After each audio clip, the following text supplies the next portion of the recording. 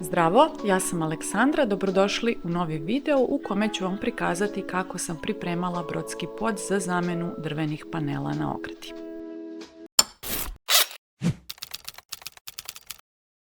Ovaj korak je veoma važan jer pre same montaže daske moraju da se izmere, iseku, izbruse i pripreme za spoljašnje uslove. Iako sam okvirno znala dimenzije drvenih panela, pre sečenja morala sam još jednom sve tačno i precizno da izmerim. Ovdje sam primetila da visina unutar okvira nije svuda potpuno ista, posebno na desnom panelu, gledano iz dvorišta. Pošto sam daske morala da isečem unapred, odlučila sam se da ih sečem na najveću potrebnu dužinu, a bila sam svesna da će fino uklapanje morati da se radi kasnije na sam dan montaže.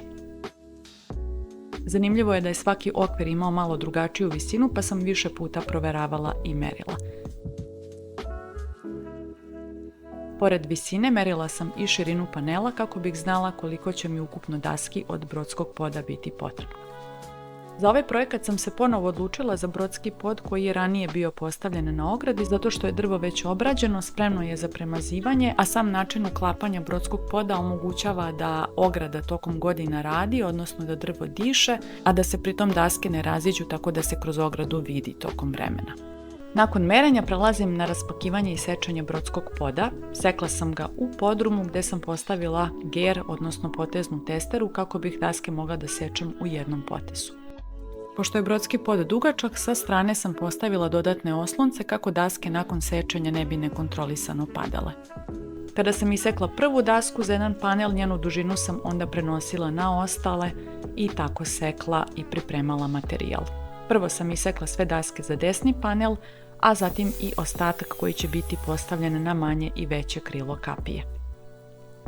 Kada su sve daske isečene, sledi njihova priprema za premazivanje.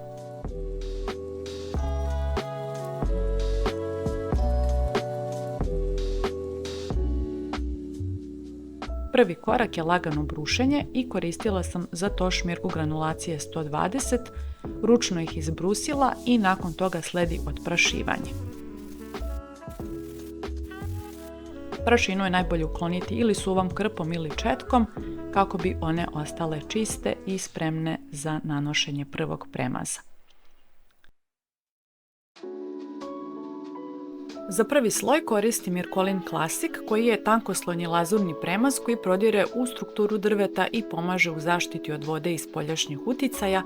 Pošto ima dosta pigmenta, drvetu daje i željenu nijansu, a ja sam ga koristila kao podlogu za Irkolin Gold lazurni premaz sa voskom koji ću nanositi kasnije.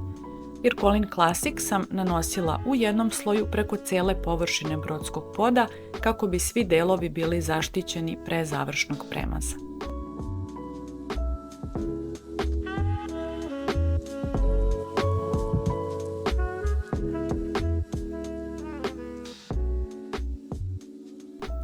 Prvo sam premazala jednu stranu, kada se taj sloj osušio, daske okrećem i postupak ponavljam i sa druge strane.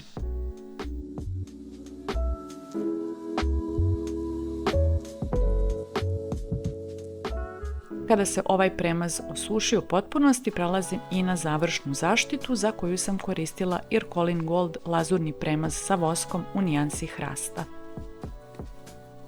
Pre njegovog nanošenja ponavljam isti postupak pripreme, lagano brušenje šmirglom granulacije 120 i odprašivanje površine. Irkolin Gold nije potrebno razređivati, a pre upotrebe ga je dobro ostaviti na suncu oko pola sata ili ako se radi po hladnijem vremenu staviti ambalažu u toplu vodu kako bi se vosak u premazu rastopio i lakše ujednačio. Nakon toga premaz treba dobro promešati i on je spreman za upotrebu.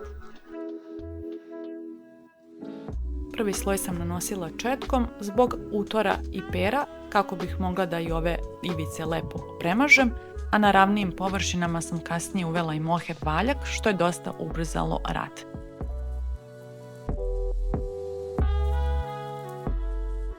Valjak omogućava da se ovaj premaz brže i ravnomerno nanese na ravne površine.